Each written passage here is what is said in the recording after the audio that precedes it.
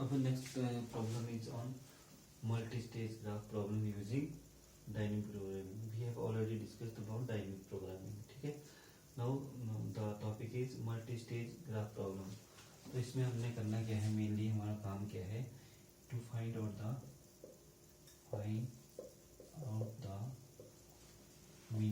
the distance between S to T.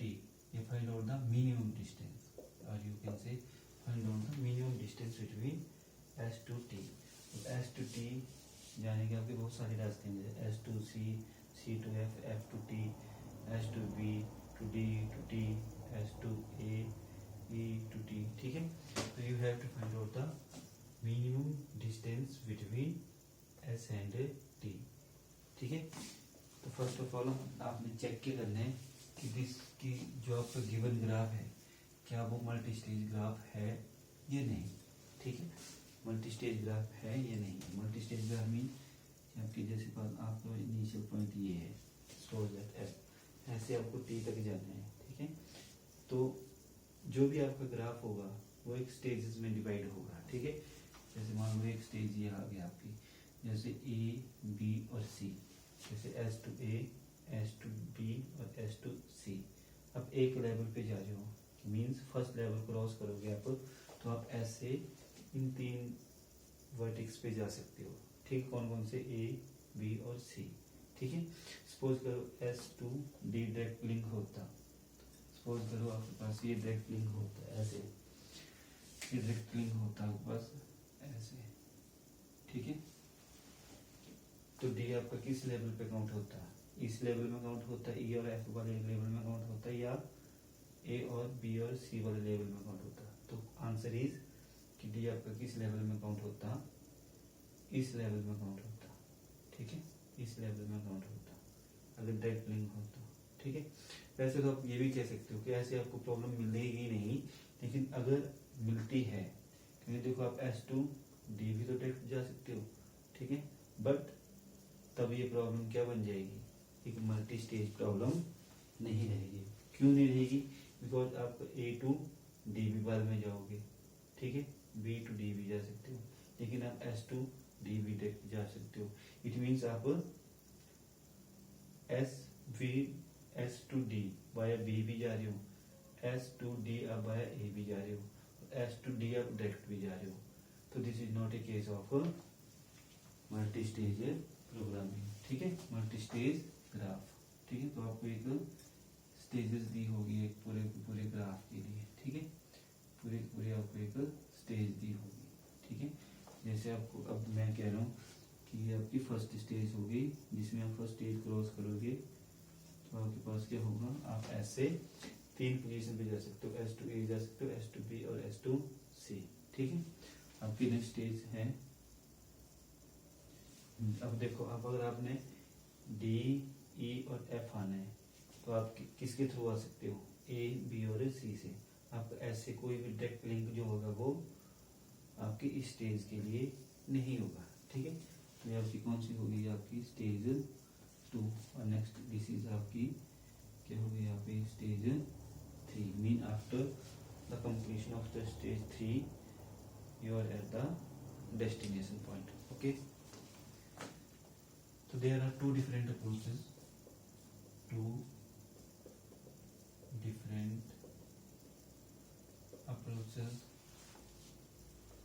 to solve this problem.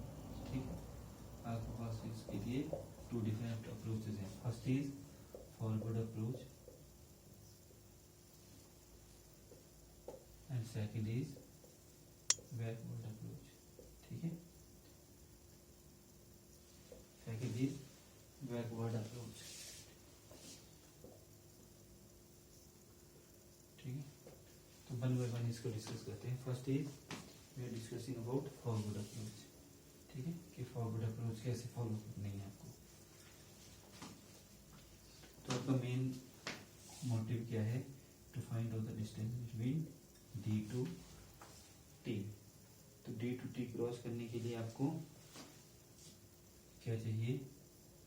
आप इसको consider कर सकते हो मिनिमम ऑफ, हाँ कौन सा मिनिमम देखोगे आप, देखो अगर ऐसे आप मूव कर रहे हो तो ऐसे आप मूव कर रहे हो तो एस टू ए कंसीडर कर लो पहले, एस टू ए। आपका डिस्टेंस कितना है, आप ये लिख लो distance of S to A plus distance of A to T, ठीक है। मिनिमम ऑफ फाइंड आउट करना है आपको, किस किस के बीच में, D of S to B plus D of B to T, ठीक है। And distance of S to C plus distance of C to T, ठीक है। तो नेक्स्ट स्टेप है हमारा, नेक्स्ट स्टेप है to find out the distance, क्या है, minimum of distance of D S to A, S to A is 1 plus distance of A to T, ठीक है। Next is 2 plus distance of B to T, next is 5 plus distance of C to T. तो हमारा main motive क्या है, distance of A to T find out करना है, ठीक है। Distance of A to to is equal to, अब क्या बनेगा ये बताओ, मिनिमम ऑफ, अब देखो A to T, distance of A to T find out करना है, ए टू टी। तो ए टू टी के लिए आपके पास क्या, देखो आप कैसे जा सकते हो, ए टू टी जानना है, तो ए टू टी जाने के लिए आपके पास ये देखो ये पाथ एक ये है, ठीक है। अब एक पाथ आपका ये है, तो जो इनमें से मिनिमम होगा उसको पिक कर लोगे, तो क्या होगा, अगर आप ये रूट फॉलो कर रहे हो, D of A to D plus D of D to T, या आप दूसरा रूट कौन सा फॉलो कर सकते हो, D of A to E plus D of E to T, ठीक है। And this is equal to D of A D 4 plus 18, तो कितना हो जाएगा ये 4 plus 18, and next is D A to E 11 and 13, 11 plus 13, तो minimum कौन सा इनमें से, minimum of 22 and 24, minimum is equal to 22, ठीक है। एंड 22 वाला रूट कौन सा है, आप ये वाला रूट फॉलो कर रहे हो, ठीक है।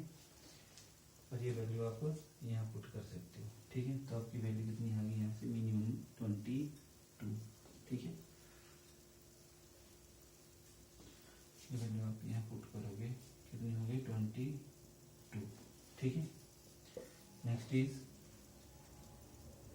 डी ऑफ वी टी की वैल्यू फाइंड आउट करनी है, तो मिनिमम ऑफ, हाँ minimum of V to T.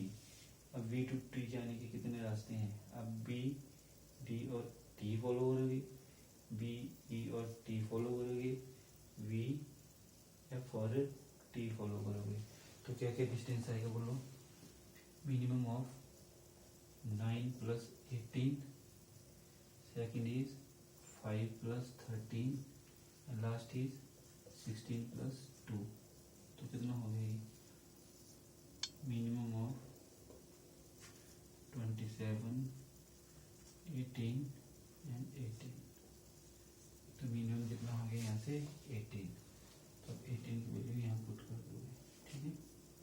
18 की वैल्यू यहाँ पुट कर दो, last is D of C T, last is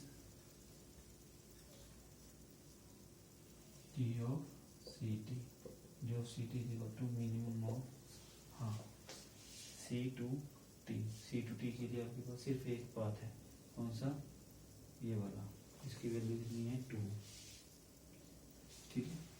तो सी ऑफ टी 2 प्लस 2 कितना हो गया, 2 प्लस 2 इज इक्वल टू 4, तो minimum value is equal to 4, तो आप 4 यहाँ पुट करोगे, ये इसमें आपके पास फाइनल क्या बन रही है, आपके पास फाइनल वैल्यू बन रही है